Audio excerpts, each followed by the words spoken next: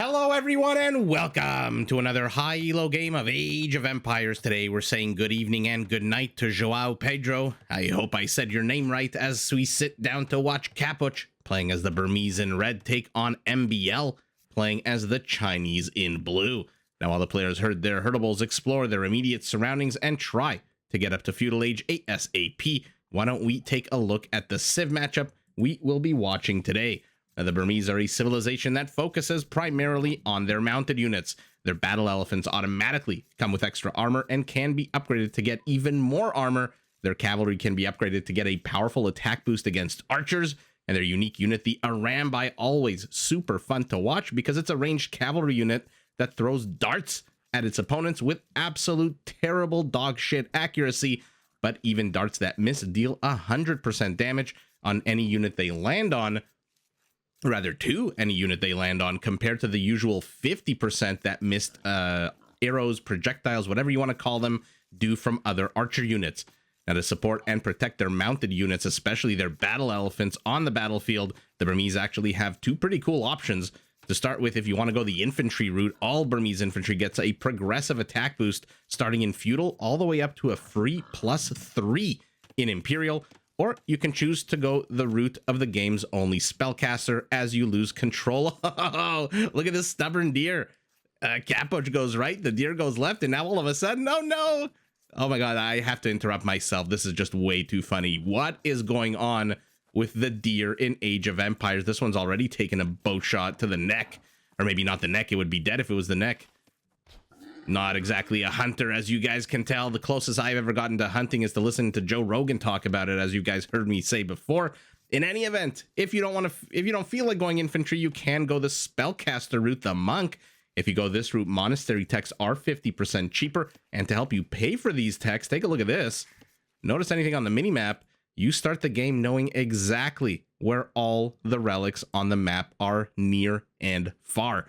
Now, for the Burmese, to get the infrastructure that they need, the buildings, the wood intensive things to produce and train as many units as possible. Why is Capoch again hurting the deer through this house? It did not go well. And this jungle tree, it did not go well last time.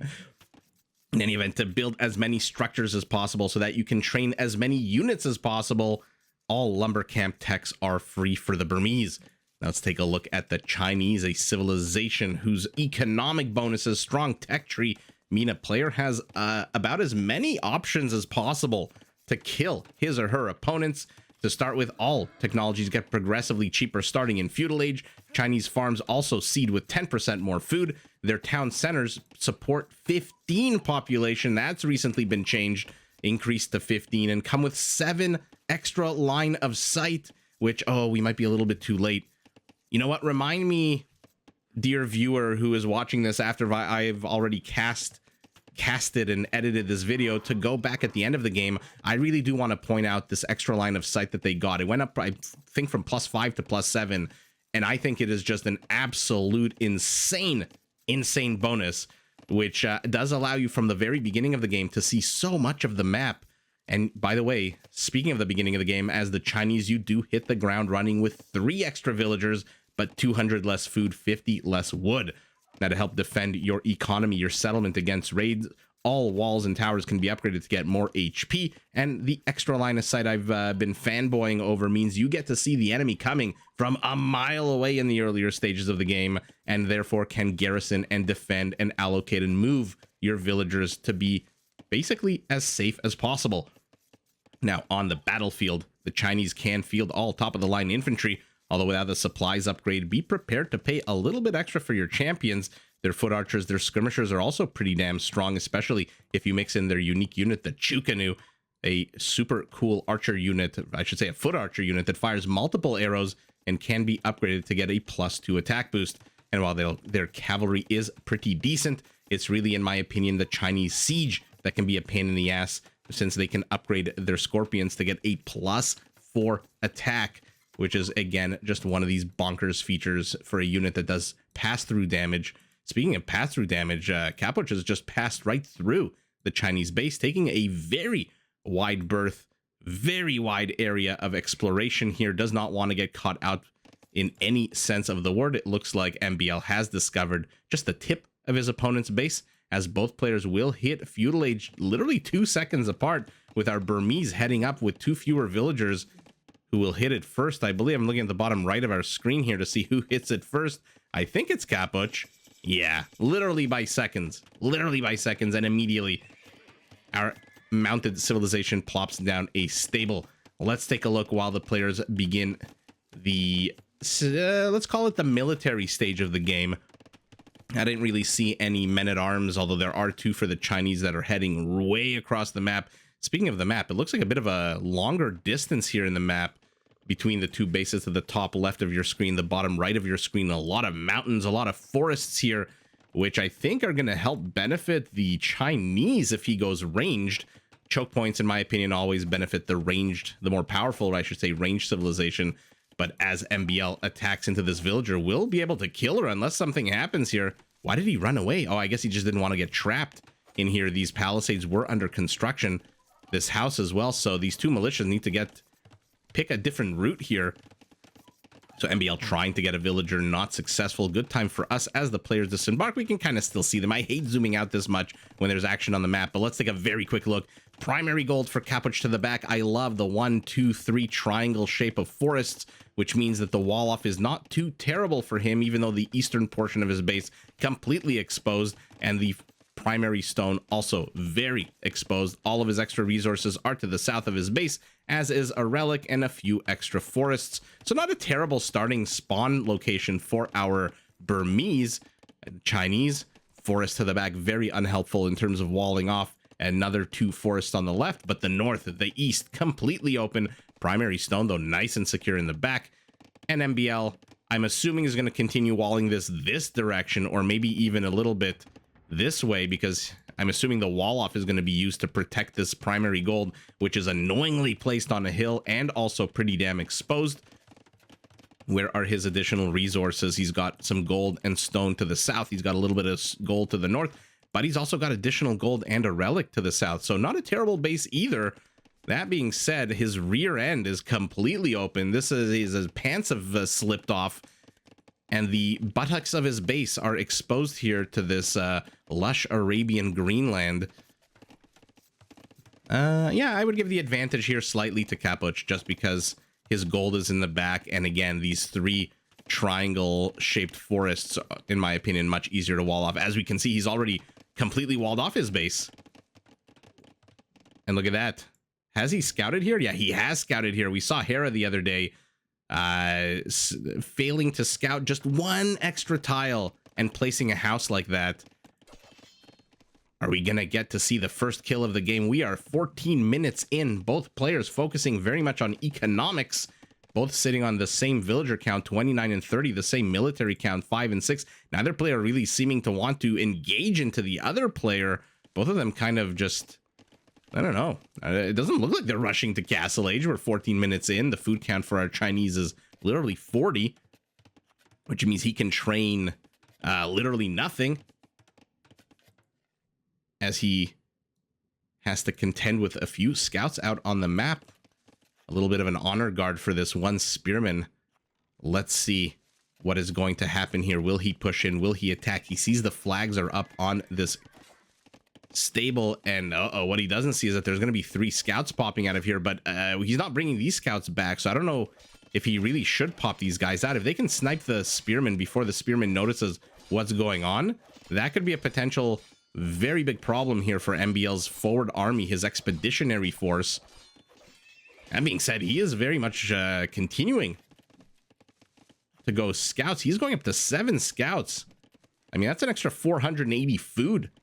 That would have put him very close to going up to Castle Age. Does he have the secondary structure? Let's see what the players have built. We've seen the stables. We know there's an archery range because we've seen the skirmisher. Has he built a blacksmith? Of course, it is going down as part of the defensive wall off. Somebody, for the love of Age of Empires, kill a unit. Give us the first blood. Oh, there we go. There we go. I hate highlighting units in the middle of a battle to see their HP, but I probably should have there. And it is Capoch, our Burmese, who gets the first blood Rambo prize here at the 16.5-minute mark of the game. It looks like, though, uh-oh, he's poking in a little bit too far. Some Chinese cavalry trying to cut him off here. I love this maneuvering out of MbL. In the meantime, while I looked at this, it looks like he lost his entire forward army. Jaguar activated.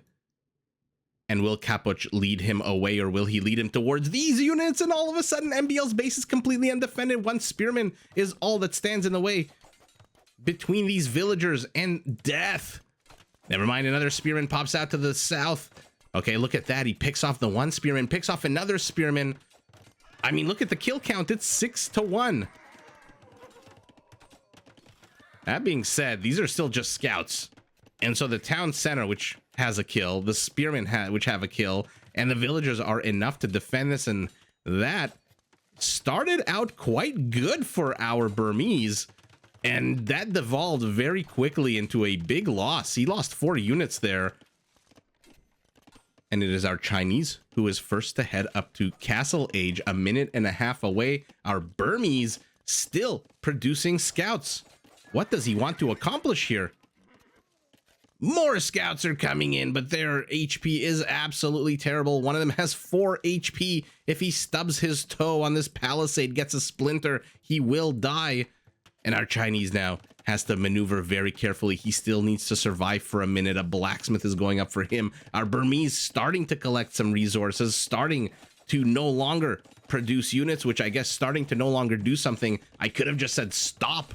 Okay, he bought 400 food. He's still with that 400 food that he bought, nowhere close, and now finally gets the food and clicks up to Castle Age, a full 2 minutes behind his opponent. That being said, he's getting a good amount of those opponents' quicker moving cavalry. If you can destroy your opponent's mobility, that 2-minute Castle Age advantage is not going to be very relevant. Plus, we've seen the Burmese base. He's pretty walled in. So now he's got 2 minutes. He's got to survive. What will he do? He can't train more villagers. He just has the one town center, but our Chinese is not interested in a quick military victory here. He is plopping down another town center. No coordinated, no synchronized hammering for these 5, I was going to say lumberjacks, but now they've been repurposed to be construction workers. Okay, villager taking a little bit of damage from this skirmisher as now crossbows move in, but again, the presence of so many forests, especially this one, MbL, he knows about that forest. He's seen the lumber camp with that earlier scout that he had in here that tried to kill the villager. Oh, why are you pivoting this way? Probably better, you know, you suspect that your opponent is going to be getting lumber somewhere. Why not move into here? You know what, though? He doesn't know that there's a nook here. That's where the scouting comes in. This nook here is very dangerous. It's only 1, 2, 3, 4 tiles away from the villagers. And these crossbows, let's take a look at their upgrades. They're already at 7 range. Back home, looks like a bit more death happening here. And a camel is out. Okay. So that's going to do a very good, very slow job of killing this skirmisher, who just stands there and takes it because they have minimum range that... Speaking of minimum, look at the HP on these units for... our Burmese. He has survived the 2 minutes, though, which is the only important thing right now. Get those light cavalry units back home, heal them up, upgrade them, do something with them. He plops down himself a second town center and goes knights, which is an interesting choice when you know that your opponent has gone camels. Okay. I mean, you've seen the camels with the skirmishers. You're going to see camels now, more of them. There you go. So I'm not too sure knights are really the way to go for our Burmese. I hear 2 jaguars being activated. Oh my goodness. This is amazing. You know, a lot of people talk about pathing. A lot of people talk about starting positions. A lot of people talk about the distance of deer and resource location and, you know, units garrisoning through walls or moving backwards like Michael Jackson units. I wanted developers to do something with these wild animals. I mean, they already have 1 kill? Oh, man, I am very sorry that I missed that. A 3rd town center going up for our Chinese. But yeah, no, developers need to do something with the wildlife. That's just my my humble opinion here. As somebody who enjoys watching jaguars absolutely kill anything and everything in their path. And now the knights are sandwiched between spearmen and camels. Not a place you want to be when you don the heavy armor of a knight. Another knight bites the dust here. I wonder if the camels or if the crossbows, both of them have 1 kill. Okay, the knight is on the high ground. He does have bloodlines. He's going to have husbandry in a second, which means he won't really outrun the camel, but he'll take a little bit less damage as he runs away. And 26 minutes into the game, civilian populations basically identical. Army count, though, our Chinese 22 to 14. He's up 50% army count as a third town center goes up for our Burmese. So our Burmese, interestingly, is expanding backwards. Capoch taking a bit of a safer approach. I mean, he's got stone here. He's gathering his army here. So this might not be a bad location to drop a town center. There is another forest nearby. So, you know, even if you place the town center here or even here, it's not a long distance. I mean, I get this one's close to the stone, but it's just about as far from these forests as a town center would be here. But he does not want to be forward. He wants to expand backwards. He wants to defend and I guess build up some kind of army as these light cavalry units now with no kills at all, down 100 HP. I mean, send some on relic duty, I would say, except that we saw the Burmese. They know exactly where the relics are, so relic duty not that important. And he also, by the way, has scouted the entire attack path. So what do you do with these units now that they're kind of, their usefulness in terms of scouting has expired? You just send them back and hope that there's going to be some monks that move forward that you can very easily snipe, because literally nothing here dies to light cav, not even crossbows, definitely not camels, and definitely not spearmen. But there are no monks moving forward. What is moving forward is a pretty sizable Chinese army with +1 melee upgrades, +2/+1 ranged upgrades. But there is now a Burmese welcoming committee. Now is the moment that our Burmese needs to get Manipur cavalry. Remember, very recently, they changed, they being those developers, changed the structure of the Burmese. Manipur cavalry, the upgrade that gives their their cavalry a +4 attack bonus against archers, is now a Castle Age upgrade, and it's not that expensive. 300 gold in Castle Age. I would call that a medium-sized investment. Although when you see your opponent has gone full ranged here with 19 crossbows, I would say it's a pretty damn good investment. And uh-oh, he's going to find himself some crossbows, but some camels are moving in and intercept. These crossbows are just bait. That being said, I don't think he got a single knight. 3 monks move forward. Will they get any conversions? No, they don't, as the crossbows move in. What an absolute epic micro battle of zoning out your opponent here. Blue needs ballistics. It's still 30 seconds away as a red monk dies here. It looks like red tried to do something on this side of the map. I mean, this is just ripe for, what's the word I'm looking for? Laming. Finally picks off all of the Feudal Age spearmen, and we've got a cavalry archer. Okay. I always love to see random things. Like the other day we saw militia units, 2 militia units at the hour mark of the game. Now we're gonna see a random cav archer. I wonder if this is for scouting. He hasn't seen the relics. The Chinese get no relic vision bonus at all. He also doesn't have any idea that there is a castle about to be dropped. And this is what I was mentioning before. Where are the villagers coming from? Over here. Some players like to do this. They place the castle here while their villagers are all the way across the map. And we saw Hera. He gets halfway through and then places the castle. So I don't know which is the right way. Again, I don't know if it's really that big of a difference. Capoch can always just cancel this castle, get all his resources back and place it somewhere else. Light cavalry find 1 crossbow to kill right as the rest of his army. I mean, it is a big ball move to go knights here for our Burmese. Not that I think it's a bad move. It is definitely a risky move, but you've got a few knights. Move them forward. Help heal up your knights. He does exactly that. I mean, okay, I guess I'm the idiot. The knights just absolutely slaughtered that entire camel army. And in they move. 2 converted camels joining as well. MbL microing his heart out, but look at the trail of destruction being left here by this absolute battle of micro. And yet again, the players are microing their hearts out against each other. This time, though, I don't think MbL is going to escape with only 1 dead crossbow. As we see, they all perish in a blood orgy here. It looks like a few random Burmese spearmen were also thrown into the mix. Castle is up. It is laming a university. Monks get one. Camel will the other. Will the monks survive? Oh my god, camels are just so bad at killing anything that's not their counter unit. I love it. Any other cavalry unit, that monk would be dead. And we've got an Arambai out. I love the Arambai. Every time I watch a Burmese game, I pray that we get to see Arambai. It is just such... It's such a bonkers unit when you think about it, because doing full damage to a unit that's not your intended target doesn't exist in this game, with the exception of the Arambai. They changed it so now that you can actually make it a little bit stronger in Castle Age, or sorry, in Imperial Age with a base Castle Age Arambai if you get chemistry. But this unit, I mean, how do I put this?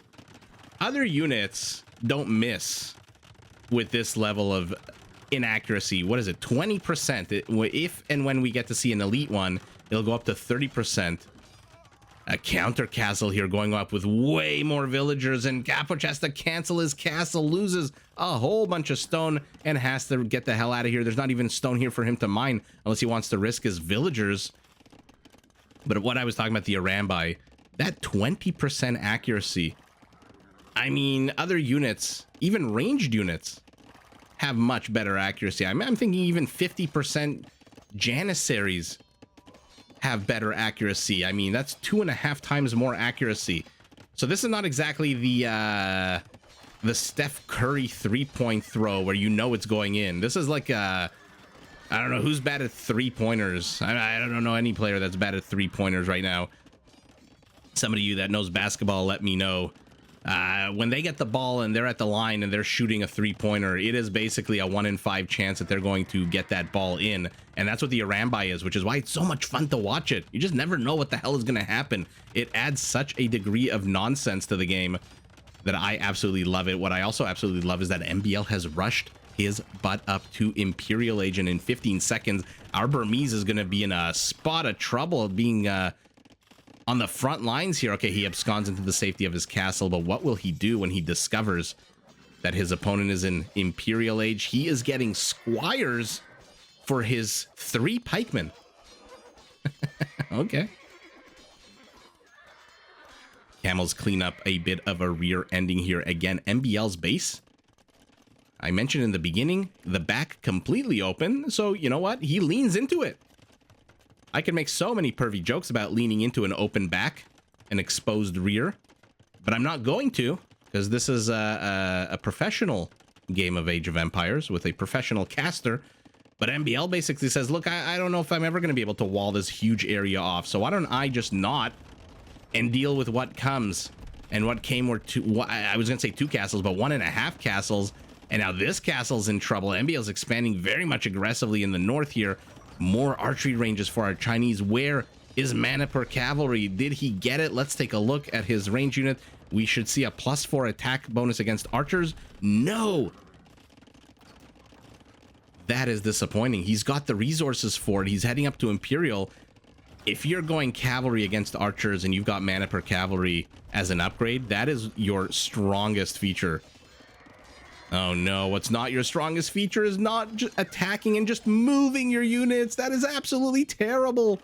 3 knights die. How many HP points reduced from the survivors? Oh my god, what an absolute disaster there for Capoch, who is housed with 178 units and only 175 toilets for them to use, and all of his knights. I guess that clears up a little bit of a population space. Treb's starting to pound the rear forward position. I know that's a bit of a weird sounding thing to say, the rear forward position, but that's really what it is. And an emergency wall off here to the south. Nothing. Realizes he can't complete it in time, so puts down a house instead of a wall. Defensive castle for our Burmese. Another defensive castle for our Burmese, who sees this town center trying to thief his stone. He says, nah, not on my watch. Okay, this is hilarious. I mean, the animation is so cool. I feel like those darts are flying a lot more than this 5 range. Why does this feel like it's a 8 or 9 range, some of those darts? And now thiefing the stone right underneath his opponent's nose is Capoch, our Burmese, who absconds, retreats back into the safety. And now there's a town center here. Okay. How many town centers does he have, by the way? 1, 2, 3, 4, 5 to the 1, 2, 3, 4, 5 of his opponent. Although saying 5 is a bit misleading because this one is probably not going to do much. Heavy camel is on the way. Chemistry also research for our Chinese, who is supply capped. Our Burmese is en route going halberdier.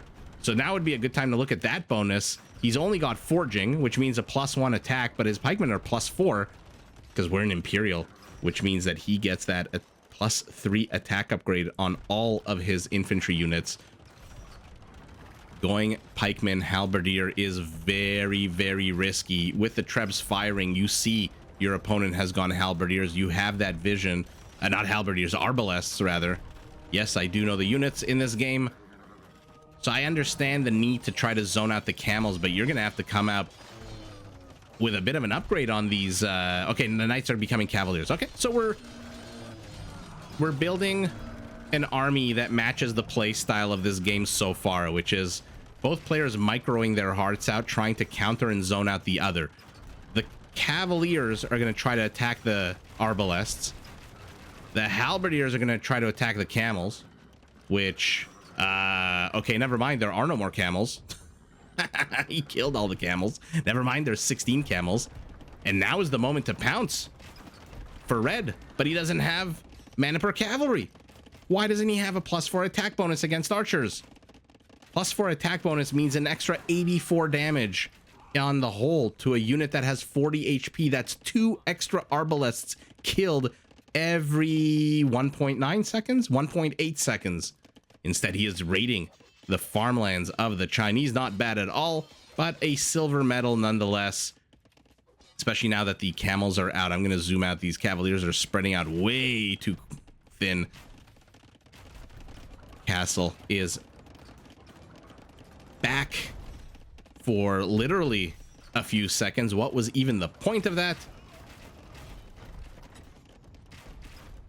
And down it goes, and now the halberdiers are exposed. It looks like the raiding to the back is also being dealt with by MbL, who is supply capped, as is Capoch. So we are in a situation where our Burmese has made way too many villagers. Is he expecting raiding from his opponent? I mean, this is just a terrible engage for red. I mean, he's going to get the trebs.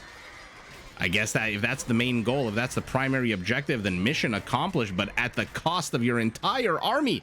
30 army supply just died in that one battle to get 4 trebs. Now, with those 4 trebs down, not exactly much that MbL can do here, unless he wants to risk some arbalests, fully upgrade arbalests. Okay, now he's adding in some light cavalry upgrades as well. But our Burmese is he's out of gold. He's got 12 cavaliers training out of how many stables? Apologies to anyone on a smaller screen. Okay, 7 stables is not bad. 7 is not bad. Plus, remember, he benefits from the quicker cavalier upgrade, or rather benefited from the quicker cavalier upgrade. Down to 80 seconds from 100. And oh god, these camels. They're not going to kill the villagers quickly, but kill them they will. MbL being a little gun shy here. He is training 2 trebs. You need population space, so why don't you just jump in there? Oh, he's going after houses. You are not Hindustani camels, my friend. So this house is going to take a while to die. What the actual hell is going on? A wonder? What? What am I looking at? What the hell am I looking at? The Cavaliers just now get destroyed. Man, that's a lot of raiding for them, but the camels look like they're still here, and the villagers are attacking. It looks like the villagers said enough is enough. We can't wait for the military to come and defend us.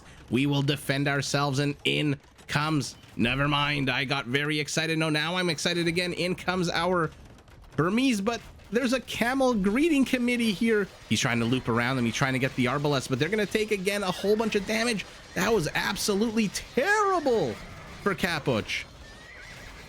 House is trying to body block the halberdiers to the left, and his army, I mean, that was about as bad as an engagement that you can take. What the hell's with the relic? Not the relic, the wonder. And the Burmese army melts like chocolate on a hot dashboard. Oh. Whoa. Well, ladies and gentlemen, yours truly just experienced the crash that everyone is talking about with this latest patch, as the game crashed literally 5 seconds before the game ended. And I don't know if you noticed, but all of a sudden small trees are gone, building indicators are gone, and stuff like that is all gone, because even though it was a blink of an eye to you, I've just spent the last 45 minutes trying to figure out how the hell I can get this game up and running. I think they might have just released some kind of hotfix in the middle of casting this game. In any event, the only thing that worked was to disable all my mods, so you are watching the game in its OG version. Literally, it couldn't wait 5 seconds. It had to crash 5 seconds before the end of the game. But man, oh man, what a fun game this was. At the end of the day, did our Burmese ever actually get the +4 attack bonus against archers? No, he did not. Why, oh why did he not? By the way, I want to watch this battle again, because that was about as atrocious as a battle can be. And then I want to show you the line of sight on the original town center, because MbL still has his original town center, Capoch having put on almost no aggression after the middle part of the game. Let's take a look at that battle real quick, because what the hell happened here? I mean, this Chinese army isn't that big. 25 arbalists, 21 camels, upgrades, not even fully upgraded camels, by the way, still missing blast furnace. Arbalists are fully upgraded, although you know what, the halberdiers, actually the halberdiers and the cavaliers both missing blast furnace. So let's see what we're working with here. 26 cavaliers to 21 camels. The camels should probably take that. 26 halberdiers. Did I say halberdiers again? 26 cavaliers to 21 camels, 26 halberdiers to 25 arbalists, although probably in Capoch's ideal world, the attack would be reversed. It would be the cavaliers attacking the arbalists and the halberdiers attacking the camels, while in MbL's perfect world, it's the opposite. So let's see what happens here, because there looks like a bit of a traffic jam, and the cavaliers just rushing a little bit too much. Why didn't he delete some of these structures? I mean, it's kind of the end of the game here.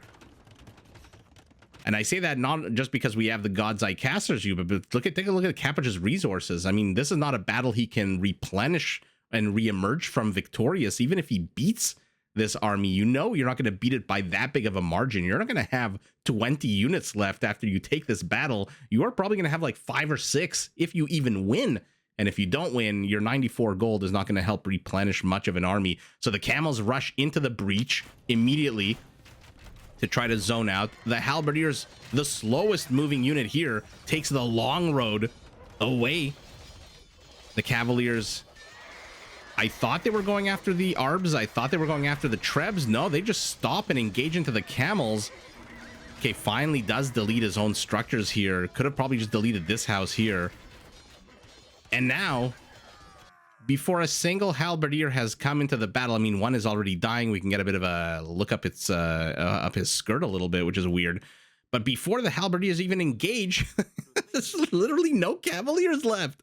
There's 3 cavaliers with a massive 43 HP, and they are very much surrounded by camels who have their scimitars raised. So just an absolute atrocious last engage there for Capoch, who at this point just commits, because what the hell can you do? You're not going to rebuild.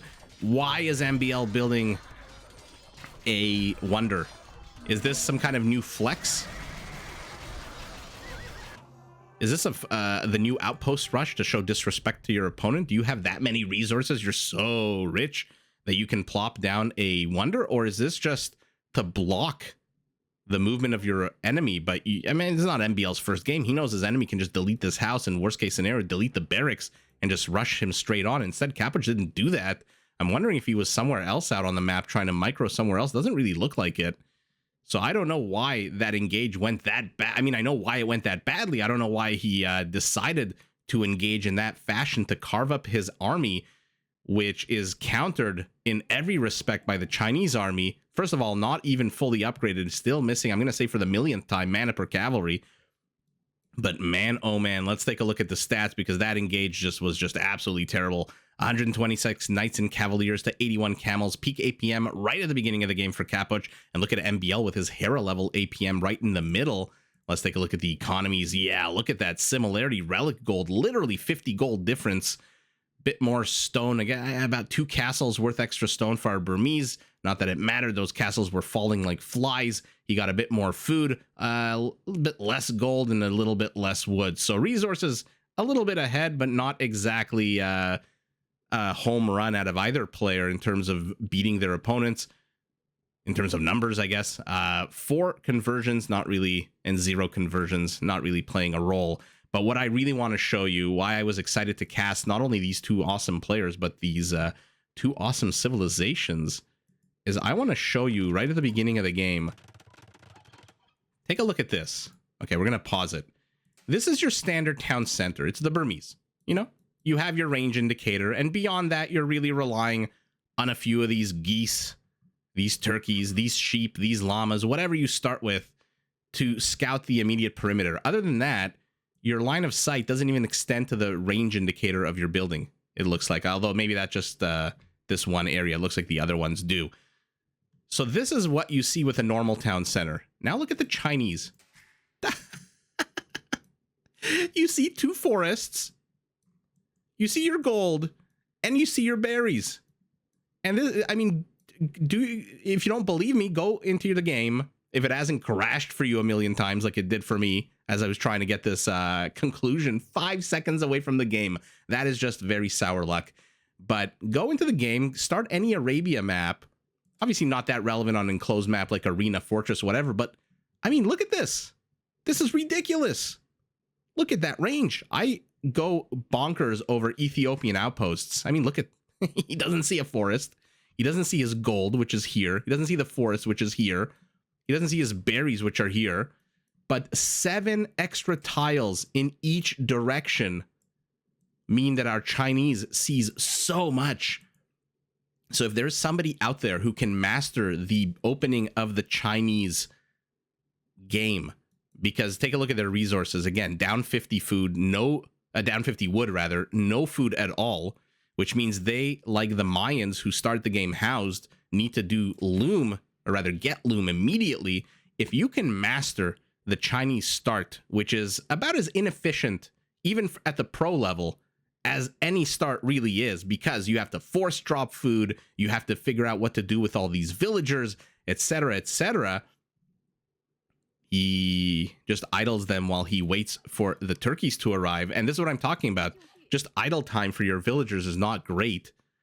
If you can master that, I think this extra line of sight just makes it so much better to scout the map, and your scout can be targeted now to go around the periphery a little bit more effectively than any other scout. And because even the scout's line of sight right now is, I believe, 5 tiles, I want to say. 1, 2, 3. Yeah, it does look like 5 tiles in a bit of a squircle shape here. That 5 tiles is still not as good as the Chinese 7 tiles. And so, wow, this is exactly what I wanted to show. Look how you start the game. You know where everything is. Your gold, your forests, 2 of them. Now, in this particular map spawn, the forests were pretty close. I don't know what that was. But in, yeah, I would say 50% of games, the forests aren't that far away. So, again, apologies for that small glitch towards the end. And ultimately, it is just an absolute... Let's take a look at the kill count right at the end. And sorry that I keep going back and forth, back and forth. Yeah, 270 kills for our Chinese. I wonder how many on the Arbalests. Must be pretty damn good. 76 kills on 22 Arbalests. So he's kept them alive like Turkish Janissaries that we saw recently, and has just been so incredibly efficient with them. And just, yeah, Capoch takes an absolute terrible engagement there. And I really do wonder why these guys don't have a +4 attack against archers. And that will be the last time I say that, because it is time to wrap it up and figure out what the hell is going on with the game. I really hope I don't have to disable all the mods forever now, and that I can get back my small trees and my relics and my different palisade walls, because, I don't know, I just made the game casting-wise just much more better, much more better, much better. And ultimately, though, forget all that. That's all behind the scenes nonsense. In front of us, we've got a Chinese army on the verge of crashing into the center of the Burmese base with a wonder as well. Okay. I guess that's a thing now. But it's with this Chinese army and the longevity of these arbalists, really, and the absolute dogshit, terrible engage that Capoch took there that decimated his army, that MbL is now victorious, about to crash into this base and gut it. There is no more defensive anything here. This base is wide open for the taking. One town center is all that stands between these camels, these arbalests, and the slaughter of how many villagers? 93 villagers in this location. And with that impending doom, it is MbL who is victorious, but GG to both players. Did you enjoy this video? Check out these other clips and make sure to subscribe and enable notifications so that you're notified of my latest uploads.